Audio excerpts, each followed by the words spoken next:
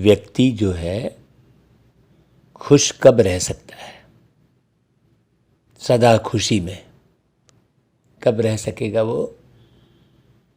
जब अपने भविष्य को वो बहुत निश्चित समझता रहेगा।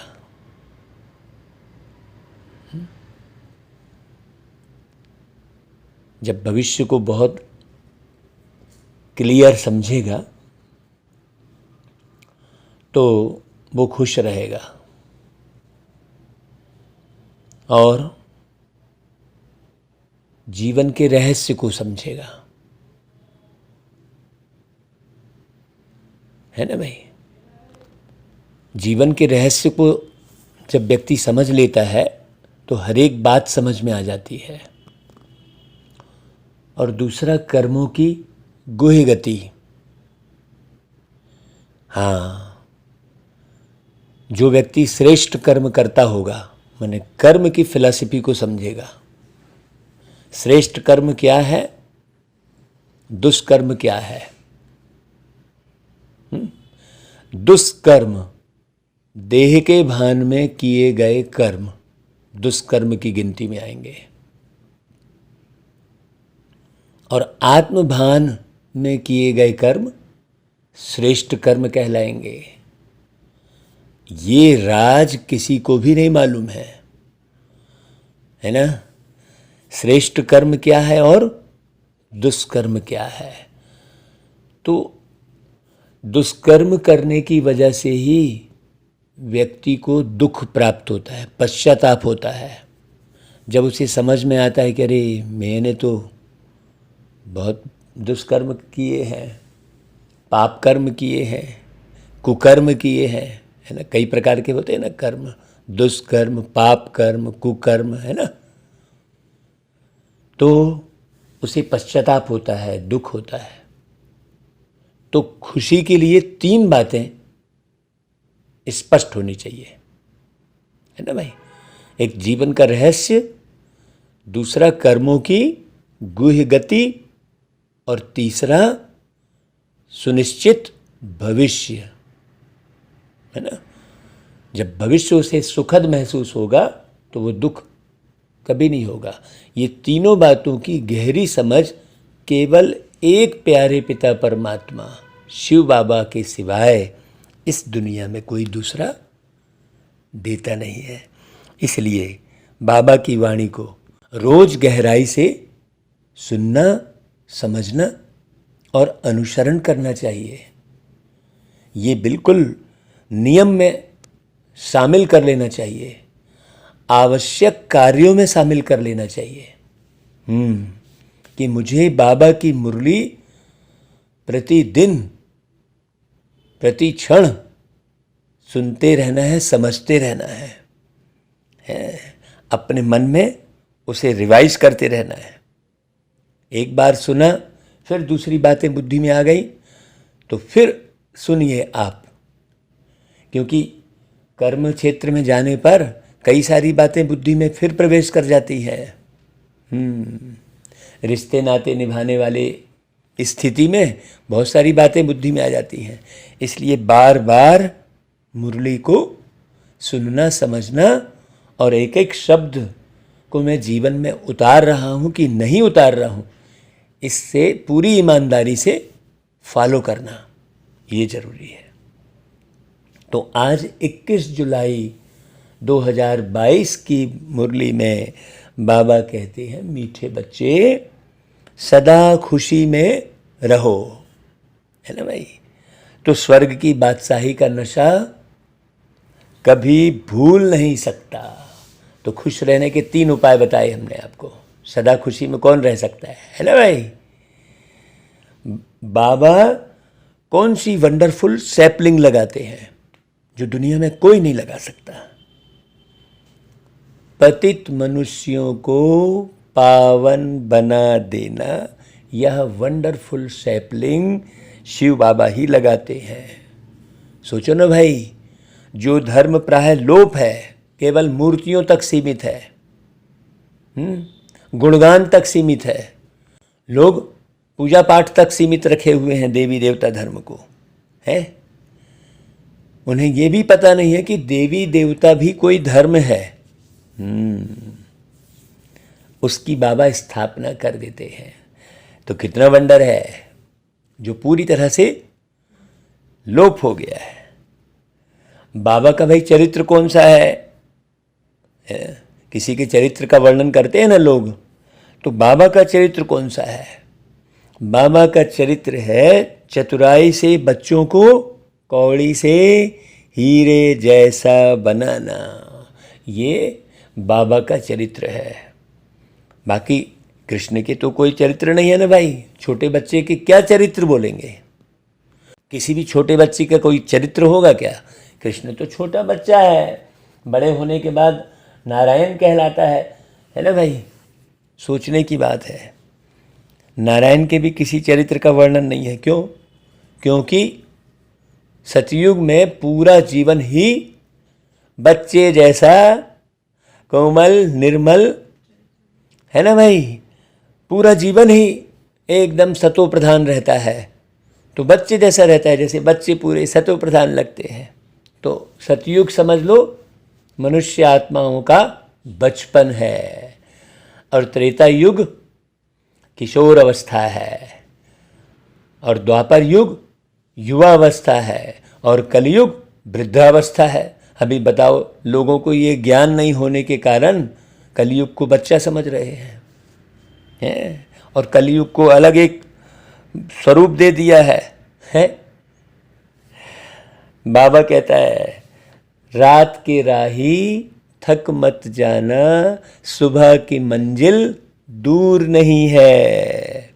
ओम शांति। बाबा कहते, देखो भाई, मीठे मीठे बच्चे जानते हैं कि यह गीत कोई यहाँ का बनाया हुआ नहीं है। भाई बाबा ने या बाबा के बच्चों ने थोड़ी ये गीत बनाया है। रात के राही थक मत जाना, सुबह की मंजिल दूर नहीं है। गीत जब सुनते हो तो समझते हो कि बरोबर बाबा हमारा हाथ पकड़ के ले चलते हैं। भाई हाथ कौन सा? बुद्धि। बुद्धि आत्मा का हाथ है। ये शरीर का हाथ ये इसे कहेंगे, लेकिन बुद्धि का हाथ, मन आत्मा का हाथ कौन सा? बुद्धि। जो छोटे बच्चे होते हैं समझते हैं कि हाथ ना पकड़ने से गिर ना पड़े, वो बच्चे समझते हैं। अभी वैसे तुम जानते हो कि अभी हम बच्चे बने हैं कि भाई घोर अंधियारा है, ठोकरे ही ठोकरे खाते रहते हैं। तो बुद्धि भी कहती है एक बाबा ही हैं जो स्वर्ग की सचखंड की स्थापना करने वाले हैं। ऊंचे से ऊंचे वे सच्चे बाबा हैं। कौन? निराकार पारलौकिक पिता परमात्मा शिव बाबा।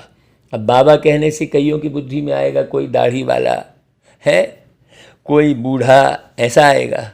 जबकि बाबा सूक्ष्म, अति सूक्ष्म बिंदु रूप शिव बाबा को हम बाबा कह रहे हैं। तो उनकी महिमा करनी होती है बाबा की, औरों को भी निश्चय बुद्धि बनाने के लिए। क्योंकि जब तक बहुत सारे लोग निश्चय बुद्धि नहीं बनेंगे कि हाँ ये राइट है, ये सिस्टम को समझेंगे नहीं है, विधि को नहीं समझेंगे, ये सृष्टि कैसे संचालित होती है, तब तक वो शांत तो हो ही नहीं सकते, वो सुखी हो ही नहीं सकते, उनका जीवन खुशनुमा बन ही नहीं सकता। तो बाबा ही हैं स्वर्ग स्थापन करने वाले, अथवा हेवनली गॉड फादर। ये समझने की ज़रूरत है। वही तुम बच्चों को पढ़ाते हैं। जब तक बाबा की समझ विकसित नहीं होगी गहरे से, तब तक व्यक्ति दुखी होता रहेगा। हेवनली गॉड फादर माना हेवन स्थापन करने वाले। ये बात कोई नहीं जानता। बड़ी गहरी बात है। बरोबर हेवन स्थापन करते हैं, फिर हेवन के मालिक किसको बनाते हैं? श्री कृष्ण को, जो श्री कृष्ण बनते हैं। अब आज सवेरे जब हम अमृत बेले उठे थे तो बाबा हमें एक ही चिंतन दे रहे थे कि बच्चे, श्री कृष्ण वास्तव में क्या है? श्री कृष्ण है, श्री कृष्ण माने श्री कृष्ण मतलब तृष्णा रहित जीवन। श्री कृष्ण क्या है, श्री कृष्ण कैसे हैं, ये बड़ी समझने की जरूरत है। श्री कृष्ण एक जीवन है, एक अस्तित्व है बहुत ऊंचा। माने यहां पर पार्टिकुलर कोई व्यक्ति विशेष की बात नहीं है। श्री कृष्ण एक पद है कहना चाहिए। बहुत अच्छा बाबा चिंतन दे रहे थे सवेरे कि बच्चे श्री कृष्ण जी के बारे में भी, आप श्री कृष्ण के बारे में भी बताना। श्री यानी श्रेष्ठ है, तो श्रेष्ठ कर्म माने आत्माभिमानी स्थिति। श्रेष्ठ कर्म मतलब आत्माभिमानी स्थिति। आत्माभिमानी स्थिति अर्थात अपने सत्य स्वरूप में रहना, अपने सद्गुणों में रहना। आत्मा, हर एक आत्मा के अंदर गुण है, लेकिन वो अपने गुणों को जानती नहीं है, भूल गई है। हर एक आत्मा के अंदर शक्ति है, लेकिन वो अपनी शक्ति को भी नहीं जान पाती। जब शरीर छोड़ने की बारी आती है तब उसे मालूम पड़ता है, अरे मैं तो उड़ भी सकता हूँ। जब शरीर से भिन्न होती है आत्मा, तब उसे एहसास होता है कि अरे वाह मैं तो उड़ भी सकता हूँ, अरे वाह मैं तो शरीर से अलग भी जिंदा हूँ। ये शरीर छोड़ने के बाद ही पता चलता है। तो फिर क्या होता है, वो उसकी अपनी शक्तियों को, उसके अपने गुणों का उपयोग वो शरीर में रहते रहते नहीं कर पाता है।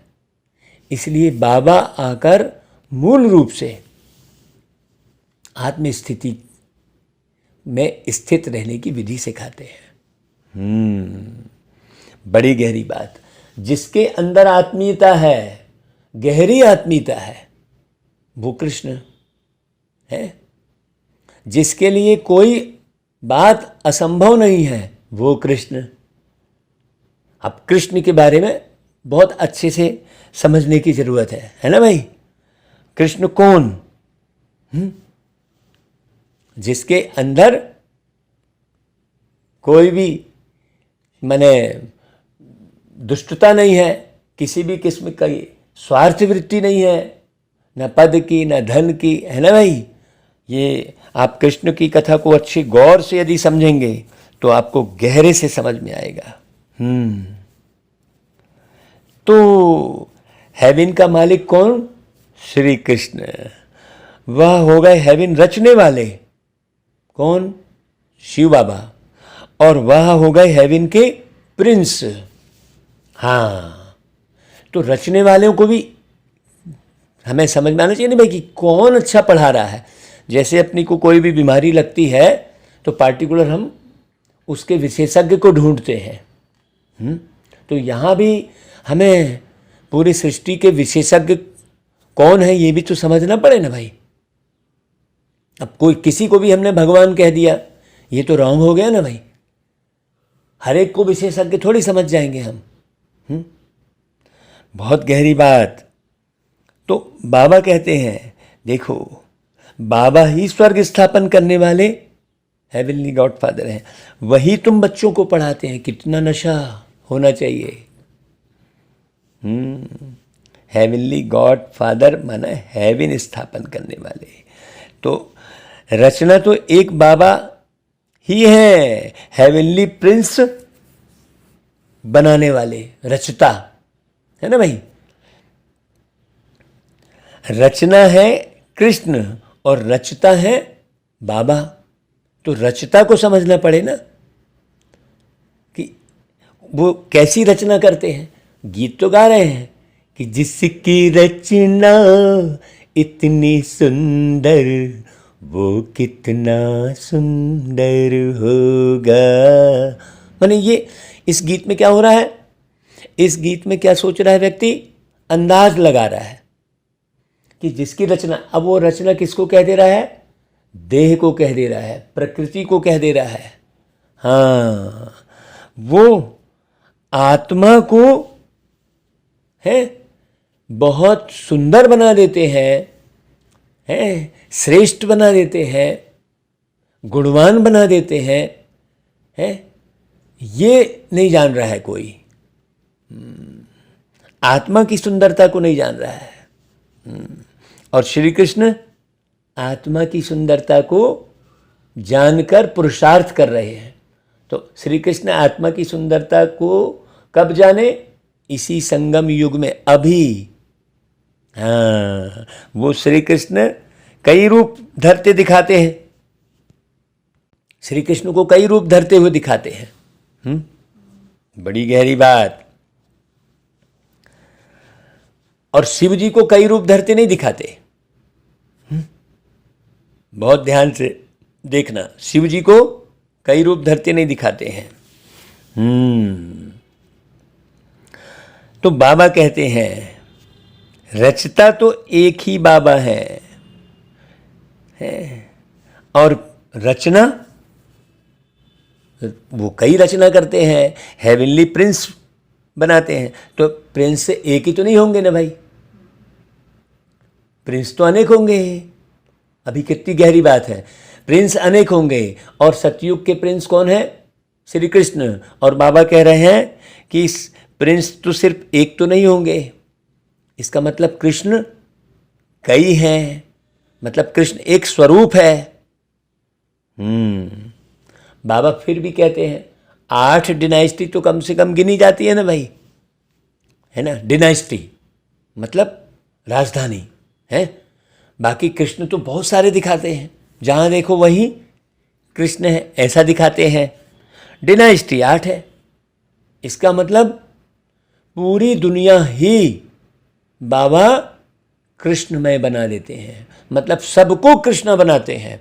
डिनाइस्टी फिर उसमें से जो है ना भाई, डिनाइस्टी फिर भले 8 चले, लेकिन कृष्ण जैसे तो सभी बन जाते हैं। आप कृष्ण की कथा देखेंगे तो धीरे धीरे कृष्ण के जितने भी सखा हैं और सखियां हैं सब कृष्ण के जैसे बन जाते हैं। उनके परिवार के, माने उसको वृंदावन दिखाते हैं, माने पूरा वृंदावन ही कृष्णमय है, ये दिखाते हैं ना भाई। हाँ, बाबा कहते हैं बाबा हेवन के रचयिता हैं। यह भी निश्चय है बाबा से वर्षा हम अभी ले रहे हैं। हम उस बाबा से कल्प कल्प वर्षा लेते हैं, 84 जन्म पूरे करते हैं। ये ज्ञान होना चाहिए। आधा कल्प है सुख और आधा कल्प है दुख। अब लोग दुख और सुख को साथ समझ लेते हैं, अरे दुख तो होगा ही, ऐसा कह लेते हैं। वो छोटी छोटी सी बात को दुख और छोटी सी बात में सुख ऐसा अनुभव करते रहते हैं। तो वो क्या हो रहा होता है कि सुख और दुख के घेरे में बंधे रहते हैं। जबकि बाबा क्या बता रहे हैं कि बच्चे आधा कल्प सुख है और आधा कल्प दुख है। वो जरा से में फिर राक्षस आ गया, वो कृष्ण कथा में दिखाते हैं। फिर राक्षस आ गया तो फिर दुखी हो गए, फिर राक्षस को कृष्ण जी ने समाप्त कर दिया तो फिर सुखी हो गए। बस वही घोरगम्मत चल रहा होता है। जबकि सुख की पूरी दुनिया होती है, ये किसी को मालूम नहीं है। अब हम फिर से श्रीमत पर चलकर स्वर्ग के मालिक बन रहे हैं। यह भूलने की बात नहीं है, इसको नहीं भूलना है कि हम श्रीमत पर चलकर स्वर्ग के मालिक बन रहे हैं। यदि भूलेंगे तो फिर श्रीमत पर नहीं चल पाएंगे। तो अंदर में ये बड़ी खुशी होनी चाहिए। आत्मा को अंदर खुशी होती है। हाँ, आत्मा का दुख व सुख शक्ल पर आता है, लेकिन खुशी क्या होती है? हाँ, अंदर होती है। देवताओं की शक्ल कितनी हर्षित मुख है। जानते हैं वह स्वर्ग के मालिक थे। समझाने के लिए बाबा बोर्ड आदि बनवा रहे हैं। हेवनली गॉड फादर की महिमा ही अलग है और हेवनली प्रिंस की महिमा अलग है। हाँ, वह रचयिता और वह रचना। कृष्ण है रचना और शिव है रचयिता। तो हमें पूरी तरह किसको समझना है? रचयिता को समझना है ना भाई।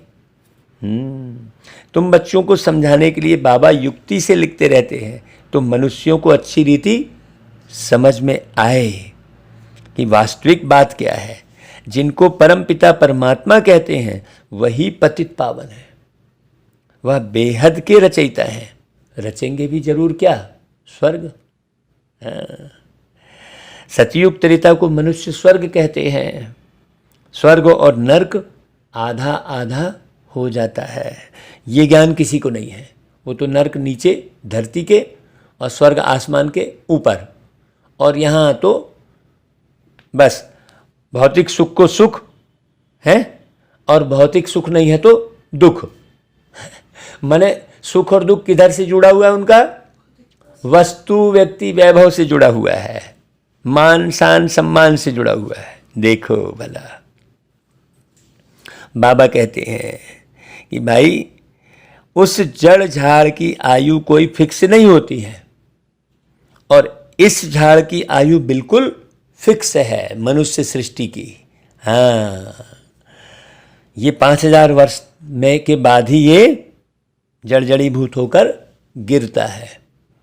इस मनुष्य सृष्टि झाड़ की आयु पूरी एक्यूरेट है, ऐसे और कोई की होती नहीं है, है? 1 सेकेंड का भी फर्क नहीं पड़ सकता। वैरायटी झाड़ है, एक्यूरेट बना बनाया ड्रामा है, एक्यूरेट। हाँ, बड़ी गहरी बात। यह खेल 4 भाग में बांटा हुआ है। जैसे जगन्नाथपुरी में हांडा रखते हैं ना, है चावल का, तो उसमें 4 भाग हो जाते हैं। यह सृष्टि भी 4 भागों में बटी हुई है, ये समझने की जरूरत है। भाई सृष्टि मतलब पृथ्वी थोड़ी है, स्थूल कोई चीज नहीं। सृष्टि मतलब दृष्टि। हाँ, कहते हैं ना जैसी दृष्टि वैसी सृष्टि। हाँ, दृष्टि माना दृष्टिकोण, बहुत अच्छे से समझना है। तो इसमें 1 सेकेंड भी जास्ती नहीं हो सकता। तुम जानते हो बाबा ने 5000 वर्ष पहले भी समझाया था, हूबहू वैसे ही समझा रहे हैं। निश्चय है 5000 वर्ष बाद फिर हेवनली गॉडफादर स्वर्ग की स्थापना करने वाले हमको स्वर्ग की बादशाही प्राप्त कराने के लिए लायक बना रहे हैं बाबा, जैसे पहले बनाए थे। वही ड्रामा रिपीट हो रहा है। पहले भी बनाए थे, अभी भी हम बन रहे हैं। हम पहले भी बने थे, फिर बन रहे हैं। पहले भी ऐसा ही पुरुषार्थ किया था, अभी फिर हमें वैसे ही पुरुषार्थ करना है। अब सोचो, है? अब पुरुषार्थ को आप ड्रामा क्यों बोलोगे भाई? जब हर एक चीज ड्रामा है तो आप पुरुषार्थ भी जैसा बाबा कह रहे हैं वैसा करो ना भाई। फिर अपनी बुद्धि क्यों चला रहे हो? माने ड्रामा के आधार पर चलो, आप अपनी बुद्धि मत लगाओ, है अननेसेसरी। बाबा लायक बनाते हैं और रावण नालायक बनाते हैं, जिससे भारत कौड़ी जैसा बन पड़ता है। बाबा ऐसा हमें लायक बनाते हैं जो भारत हीरे जैसा बन जाता है। नंबरवार मर्तबे तो होते ही हैं फिर, जैसा जैसा पुरुषार्थ। हर एक का अपना अपना कर्म बंधन का हिसाब किताब है। कोई पूछते हैं बाबा हम वारिस बनेंगे व प्रजा, ऐसा पूछते हैं कई। बाबा कहते हैं अरे अपना कर्म बंधन देखो भाई। कर्म अकर्म विकर्म की गति तो बाबा समझाते ही हैं। उस ज्ञान के आधार पर तुम अपने कर्म बंधन को देखो कि कहाँ तुमने गड़बड़ कर्म किया है ना भाई। भाई मुख्य तो कर्म बंधन ही है ना। कहते हैं ना भाई, कर्म जैसे करोगे फल भी वैसे मिलेंगे। कर्म जैसे करोगे फल भी वैसे मिलेंगे। नीम बोने वालों को आम कैसे मिलेंगे। तो आप अपने कर्म बंधन चेक करो कि आपने कैसे कर्म किए हैं, है ना भाई। आपने सुकर्म किए हैं कि दुष्कर्म किए हैं कि कुकर्म किए हैं कि पाप कर्म किए हैं, है कि नहीं भाई। बाबा हमेशा कहते हैं अलग अलग राय पूछो अपने लिए। हाँ, बाबा बताएंगे तुम्हारे हिसाब किताब किस प्रकार के हैं, तुम क्या पद पा सकते हो। तुम खुल के बातचीत करो ना भाई, तब तो। और आप अपने कुकर्म करके चुपचाप दबाए रहोगे, दुष्कर्म करके छुपाए रहोगे, है तो अंदर ही अंदर घुरते रहोगे। खुल के आप बातचीत करो ना भाई, बाबा कह रहे हैं। सारी की सारी राजधानी स्थापन हो रही है। तो बाबा बताएंगे तुम क्या पद पा सकते हो। एक बाबा ही किंगडम स्थापन करते हैं, बाकी सब अपना अपना धर्म स्थापन करते हैं। देखो, धर्म स्थापन करना और राजधानी स्थापन करना, दोनों में अंतर है ना भाई। राजधानी सुख देगी और धर्म जो है भेद खड़ा करेंगे। हाँ, एकदम सिंपल सी बात है। सतयुग में लक्ष्मी नारायण का राज्य था ना भाई, वह है उन्हों की प्रारब्ध है, वो भी नंबरवार। भाई लक्ष्मी नारायण, भाई लक्ष्मी सबको कहेंगे। अभी भी बहू आती है तो बहू लक्ष्मी आई कहते हैं, है ना भाई। बड़ी गहरी बात है। हाँ, तो बाकी पद तो अपने अपने हिसाब से पाएंगे। उन्होंने प्रारब्ध कैसे पाई, अभी तुम देख रहे हो ना भाई। बाबा समझा रहे हैं, और समझ के आधार पर जो कर्म करेगा वो प्रारब्ध पाएगा। बाबा कहते हैं मैं कल्प कल्प कल्प के संगम पर आता हूँ। देखो, मुरली में बाप, दादा, बाबा, दादी, भाई, बहन ऐसे शब्द आते हैं, तो बिल्कुल मीठा परिवार हो गया ना। तो हमने कल एक जगह पर जब हम गए थे, तो बड़े ऊंचे पोस्ट में थे वो भाई। तो हमने उनसे कहा कि देखो भाई, जो 1 घंटे की यूट्यूब पर हमारी मोटिवेशनल मुरली क्लास चलती है, उसे आप सुनिए, उसमें आपको बिल्कुल परिवार की फीलिंग आएगी। हाँ, बाप दादा शब्द है ना भाई, कहाँ किसी स्पीच में ही ऐसे शब्द बार बार सुनने मिलते हैं। और यहाँ तो मुरली में बार बार बाबा शब्द, बाप शब्द आते हैं, है ना भाई। कई जो है उसी में मूंझ जाते हैं। तो बाबा कहते हैं मैं कल्प कल्प संगम पर आता हूँ। अनेक ऐसे कल्प के संगम बीते हैं, बीतते चलेंगे, उनका तो कोई अंत ही नहीं है। सृष्टि की चक्री जो है घूमिच रही है, वो कभी खत्म नहीं होने वाली है। बुद्धि भी कहती है कि पतित पावन बाबा आएंगे ही संगम पर, जबकि पतित राज्य का विनाश कराए पावन राज्य की स्थापना करनी है। तो इस संगम की ही महिमा है। हाँ, माने कलयुग के अंत और सतयुग के पहले, हाँ ये संगम है। सतयुग त्रेता के संगम पर कुछ होता नहीं है, हैं? वह तो सिर्फ राजाई ट्रांसफर होती है। लक्ष्मी नारायण का राज्य बदल के राम सीता का राज्य हो जाता है। बस यहाँ तो कितना हंगामा होता है? बाबा कहते हैं अब यह सारी पतित दुनिया खत्म होने वाली है, वहाँ खत्म होने वाली कोई बात नहीं रहती, है ना भाई।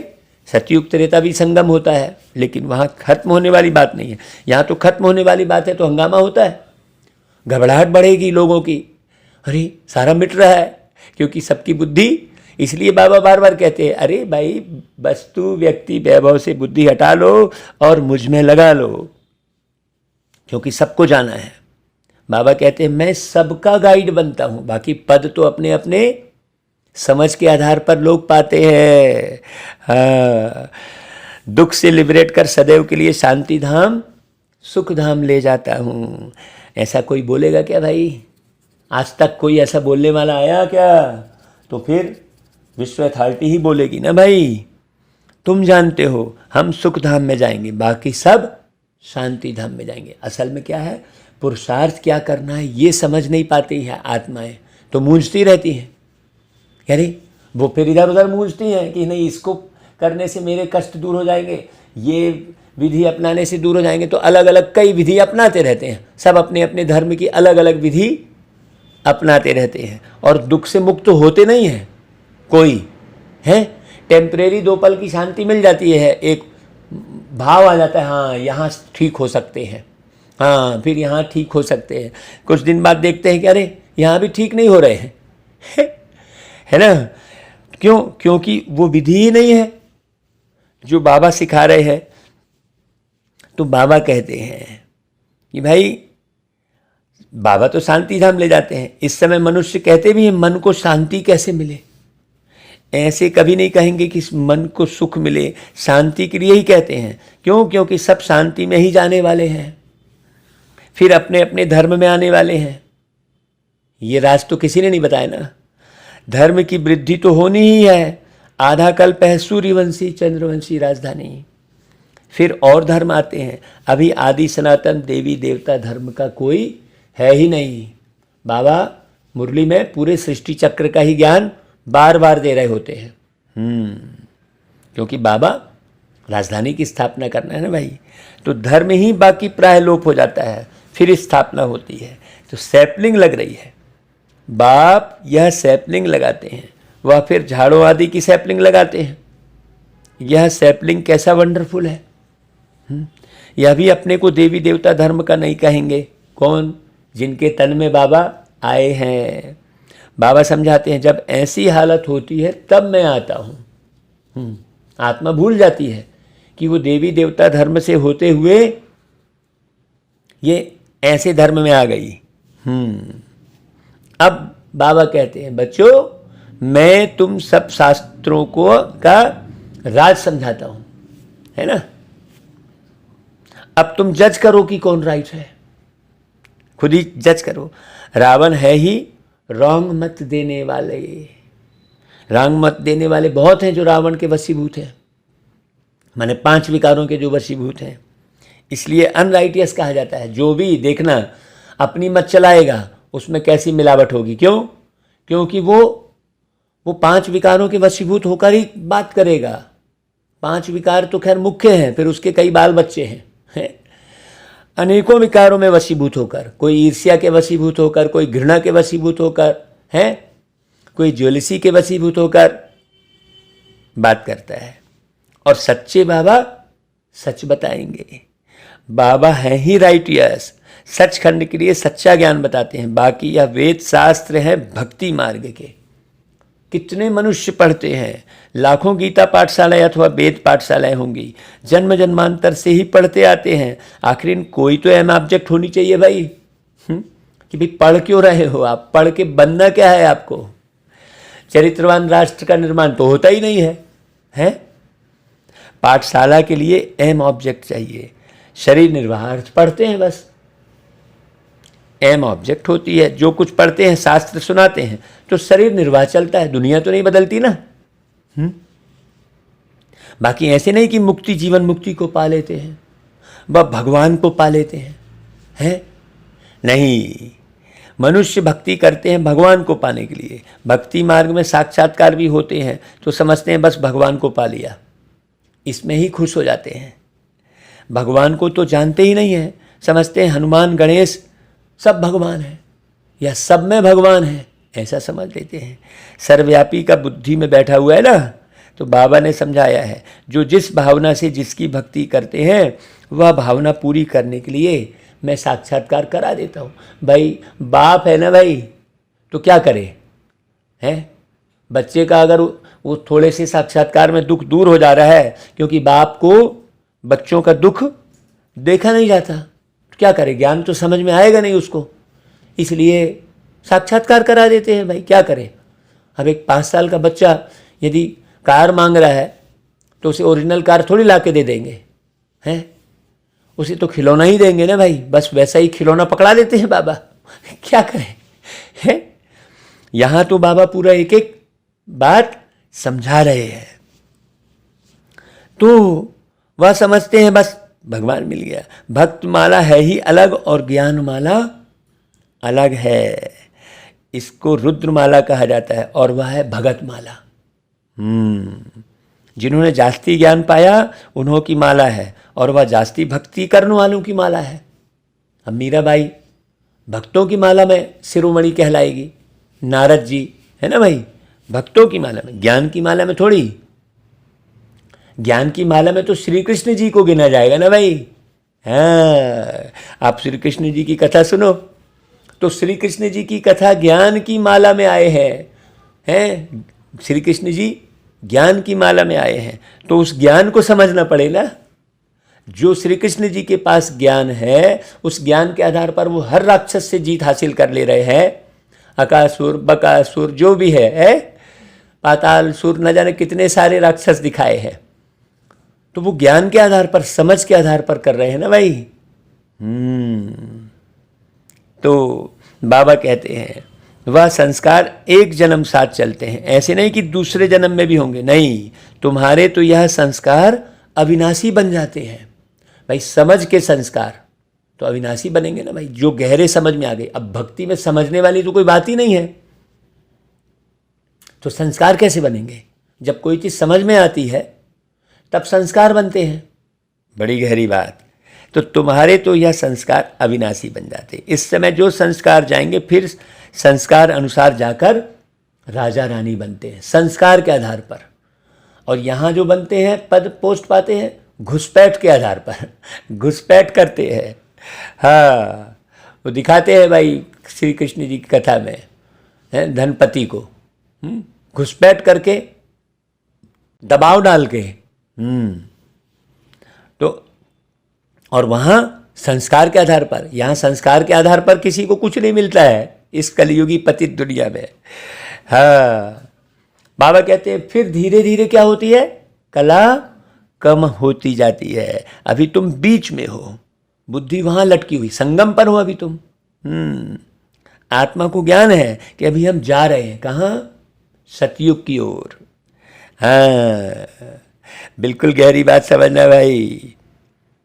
बाबा को ही याद करते हैं, हम आत्माएं पार हो रही हैं, इस शरीर को इस किनारे ही छोड़ देंगे।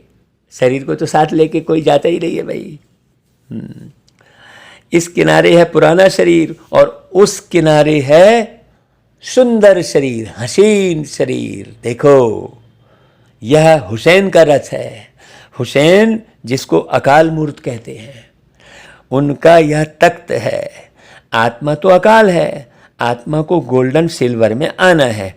स्टेजेस हैं आत्मा की। तो ये अर्जुन, ये भीम, ये नकुल, ये सहदेव, ये युधिष्ठिर, ये सब क्या है, आत्मा के, हाँ, आत्मा की अवस्था है, एज है। एज माने अवस्था, गोल्डन एज कहते हैं।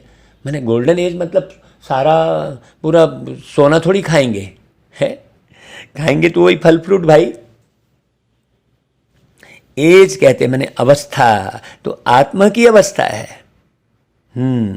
स्टेजेस है। बाबा तो है ऊंचते ऊंच, वह स्टेजेस में नहीं आते कि वो उनकी स्वर्ण अवस्था बने तो फिर चांदी जैसी अवस्था बने, ऐसे नहीं होता बाबा का। आत्मा स्टेजेस में आती हैं।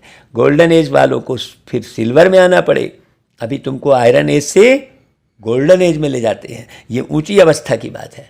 नीची अवस्था तो अपने आप बन जाती है और ऊंची अवस्था को बनाना पड़ता है।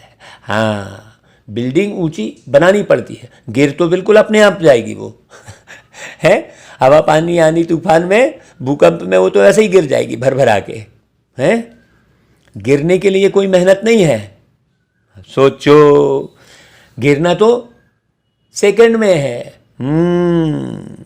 और समझ में आ गया तो चढ़ना भी फिर सेकंड में है। बहुत गहरी बात बाबा कहते हैं। बाबा अपना परिचय देते रहते हैं, उनको कहते भी हैं हेवनली गॉड फादर। उनका अलौकिक दिव्य जन्म है। खुद बतलाते हैं कि मैं कैसे प्रवेश करता हूँ। इसको जन्म नहीं कहेंगे, तो प्रवेश किए ना भाई, है। जब समय पूरा होता है तब भगवान को संकल्प उठता है। अब एक आत्मा किसी दूसरे शरीर में प्रवेश कर गई तो उस आत्मा का जन्म थोड़ी कहलाया। परमपिता परमात्मा भी ड्रामा के अधीन है। ड्रामा में पार्ट है प्यारे बाबा का। हाँ भाई, बाबा को संकल्प उठता है कि जाकर रचना रचें। मेरा पार्ट ही है भक्ति का फल देना। परमपिता परमात्मा को सुख देने वाला ही कहा जाता है, तभी तो दुख में उनके पास जाते हैं लोग। वो सुख देते हैं तभी तो दुख में जाते हैं ना भाई। तो दुख में सिमरन सब करे, ऐसा कहते हैं। अच्छा कर्तव्य करते हैं तो अल्पकाल के लिए उसका रिटर्न मिलता है। तुम सबसे अच्छा कर्तव्य करते हो, सबको परमात्मा का परिचय देते हो, ये सबसे श्रेष्ठ कर्तव्य है। तो परमात्मा का परिचय कब दे पाएंगे? जब स्वयं को आत्मा समझेंगे, हाँ तभी एक्यूरेट परिचय दे पाएंगे। अब देखो भाई, राखी का त्यौहार आता है, बाबा कह रहे हैं, हाँ तो इस पर भी समझाना पड़े। राखी है ही पतित को पावन बनने की प्रतिज्ञा के लिए, अपवित्र को पवित्र बनाने का रक्षाबंधन। तुमको पहले पहले परिचय देना है पतित पावन बाप का। जब तक वह ना आए तब तक मनुष्य पावन बन नहीं सकते। बाप ही आकर पवित्र बनने की प्रतिज्ञा कराते हैं। जरूर कब हुआ है जो रस्म रिवाज चली आई है ना भाई, अब लोगों को तो पता ही नहीं है कि ये रस्म रिवाज कब से चल रही है। हाँ अब प्रैक्टिकल में देखो, ब्रह्मा कुमार कुमारियाँ राखी बांध पवित्र रहते हैं। जनेऊ कंगन आदि भी सब पवित्रता की निशानी है, लेकिन किसी को मालूम नहीं है। हाँ जनेऊ पहन के भी पतित होते रहते हैं, कंगन पहन के पतित होते रहते हैं, क्योंकि निशानी का पता ही नहीं है। पतित पावन बाप कहते हैं काम महाशत्रु है, अब मेरे साथ प्रतिज्ञा करो कि हम पवित्र रहेंगे। बाकी कोई कंगन आदि पहनना नहीं है। बाप कहते हैं प्रतिज्ञा करो। बाबा कहते हैं मुझे 5 विकारों का दान करो। यह राखी बंधन 5000 वर्ष पहले भी हुआ था। पतित पावन बाप आए थे, आकर राखी बांधी थी कि पवित्र बनो, क्योंकि पवित्र दुनिया की स्थापना हुई थी। बाबा ने कोई स्थूल धागा थोड़ी बांधा है, पवित्रता की प्रतिज्ञा कराई है। अभी तो नर्क है, हम फिर से आए हैं। अब श्रीमत पर प्रतिज्ञा करो और बाबा को याद करो तो तुम पावन बन जाएंगे। अभी पतित मत बनो।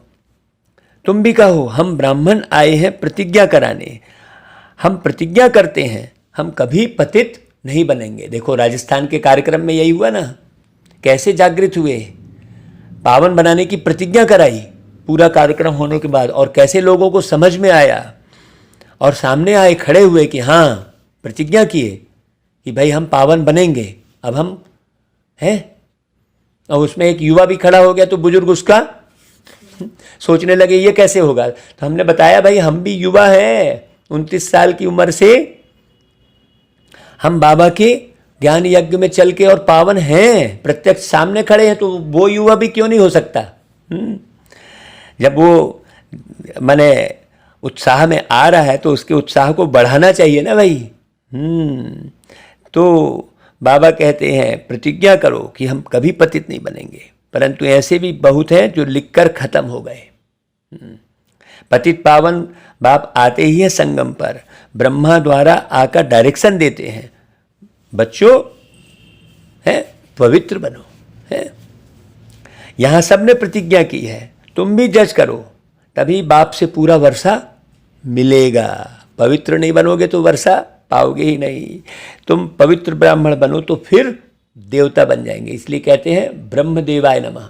ब्राह्मण देवता भी कहते हैं, ब्राह्मण देवता कह देते हैं। कोई भी ब्राह्मण आता है तो उसे ब्राह्मण देवता कहते हैं, क्योंकि ब्राह्मण ही बाद में देवता बनते हैं। लेकिन कौन से ब्राह्मण देवता बनते हैं ये किसी को नहीं मालूम।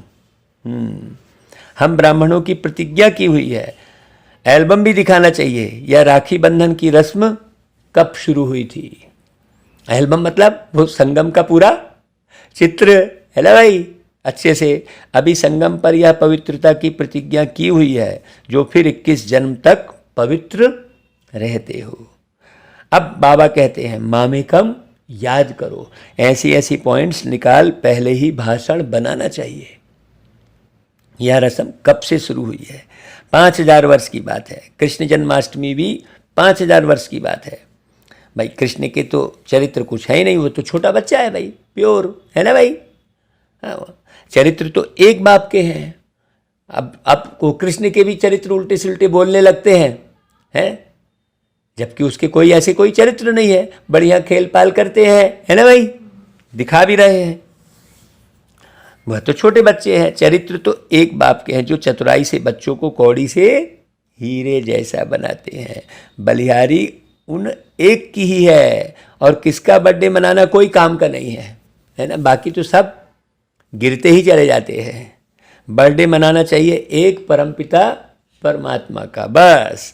मनुष्य तो कुछ भी नहीं जानते हैं। अच्छा भाई, मीठे मीठे सिकिलदे बच्चों प्रति माता पिता बाप दादा का याद प्यार और गुड मॉर्निंग। रूहानी बाप की रूहानी बच्चों को नमस्ते, और हम रूहानी बच्चों की रूहानी माता पिता बाप दादा को याद प्यार गुड मॉर्निंग और नमस्ते। देखो भाई, धारणा के लिए मुख्य सार, भाई धारण करने की बात है, और धारण करना मुख्य है। जब तक धारण नहीं हो, चाहे आप कितना भी ज्ञान सुनते रहो, कितना भी योग लगाते रहो, हैं, उसका कोई फायदा नहीं होगा जब तक आप धारण नहीं करोगे। इसलिए जो धारणा करने के लिए मुख्य जो सार है, उसे बहुत अच्छे से सुनना चाहिए। पहली पॉइंट, वारिस बनने के लिए अपने सब हिसाब किताब कर्म बंधन चुकतू करने हैं। अब किसी से भी कोई हिसाब किताब वाणी का, दृष्टि का, है ना भाई, अपने अंदर की सोच का, धन की लेन देन का नहीं बनाना चाहिए अब। हाँ, अभी सारे हिसाब किताब चुकतू करने चाहिए। नहीं तो कई हैं धन लेके ही बैठे हैं, कर्ज लेके बैठे हैं, वापस ही नहीं लौटा रहे हैं, तो क्या पाएंगे वो? कुछ नहीं। तो बाबा की जो राय मिलती है उस पर ही चलना है। दूसरी पॉइंट, सबको परमात्मा पिता का परिचय दे पतित से पावन बनाने का श्रेष्ठ कर्तव्य करना है। क्योंकि अशरीरी का परिचय देंगे तब शरीर के भान से मुक्त होंगे। अभी तो भगवान को भी शरीरधारी दिखा दिखा कर ये भगवान वो भगवान करते रहते हैं, तो शरीर के भान से ही मुक्त नहीं है, तो फिर पावन कैसे बनेंगे? हाँ, इसलिए सत्य बाबा का परिचय देकर पतित से पावन बनाने का श्रेष्ठ कर्तव्य करना है। पवित्रता की राखी बांध पवित्र दुनिया के मालिक पने का वर्षा लेना है ना भाई। अच्छा भाई, वरदान, एक पास शब्द की स्मृति द्वारा किसी भी पेपर में फुल पास होने वाले, पास विद आनर भव। किसी भी पेपर में फुल पास होने के लिए उस पेपर के क्वेश्चन के विस्तार में नहीं जाओ। क्वेश्चन के विस्तार में क्यों जाएंगे, है ना भाई? हाँ, ऐसा नहीं सोचो कि यह क्यों आया, कैसे आया, किसने किया। इसके बजाय पास होने का सोचकर पेपर को पेपर समझकर पास कर लो। सिर्फ एक पास शब्द स्मृति में रखो कि हमें पास होना है, पास करना है और बाप के पास रहना है, तो पास विद ऑनर बन जाएंगे। इस पर हमने एक गीत बनाया था, सब साथ छोड़कर चले जाएंगे एक दिन, पर प्रभु साथ में तेरे, पर प्रभु साथ में तेरे, रहते हर पल हर क्षण, सब साथ छोड़कर चले जाएंगे एक दिन। ये गीत पूरा सुनना, इसमें ये पॉइंट आई है। आज जो तेरे साथी है कल साथ नहीं रह पाएंगे, ऐसा गीत है पूरा, सुनना आप पूरा। अच्छा भाई, स्लोगन, स्वयं को परमात्म प्यार के पीछे कुर्बान करने वाले ही सफलता मूर्त बनते हैं। हाँ, जिनकी प्रभु से प्रीत है उनकी हमेशा जीत है। ये कल गीत सुनाया था भाई, नया गीत बना था। अच्छा भाई, ओम शांति।